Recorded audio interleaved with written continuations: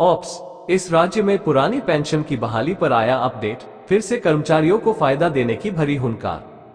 केंद्र और राज्य सरकार के कर्मचारियों की तरफ से लगातार पुरानी पेंशन को लेकर मांग की जाती रहती है। कर्मचारियों की मांग को देखते हुए पिछले साल कुछ राज्य सरकारों ने ओल्ड पेंशन स्कीम को लागू किया था।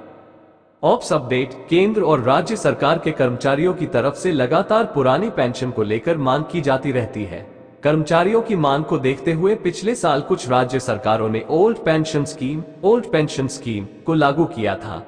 अब कर्नाटक के शिक्षा मंत्री मधु बंगारपा ने कहा कि राज्य सरकारी कर्मचारियों के लिए पुरानी पेंशन स्कीम को फिर से शुरू करने के लिए फिर से तैयार है। उन्होंने बताया कि राज्य में 500 नए कर्नाटक पब्लिक स्कूल खोलने का भी प्लान कर रही है। वो चुनाव प्रचार के सिलसिले में घूम रहे थे। अयानो मंजुनाथ दक्षिण पश्चिम स्नातक निर्वाचन क्षेत्र से पार्टी के उम्मीदवार हैं, जबकि के मंजुनाथ दक्षिण पश्चिम शिक्षक निर्वाचन क्षेत्र से पार्टी के उम्मीदवार हैं। उन्होंने कहा कि विधायक पोन्नना और मंतर गौड़ा ने कोडागु में नया राजनीतिक इतिहास रचा है। कांग्रेस पार्टी लोकसभा और एमएलसी दोनों चुनावों में जीत हासिल करेगी। उन्होंने ये भी कहा कि कांग्रेस उम्मीदवार के मंजुनाथ एक सक्षम उम्मीदवार है।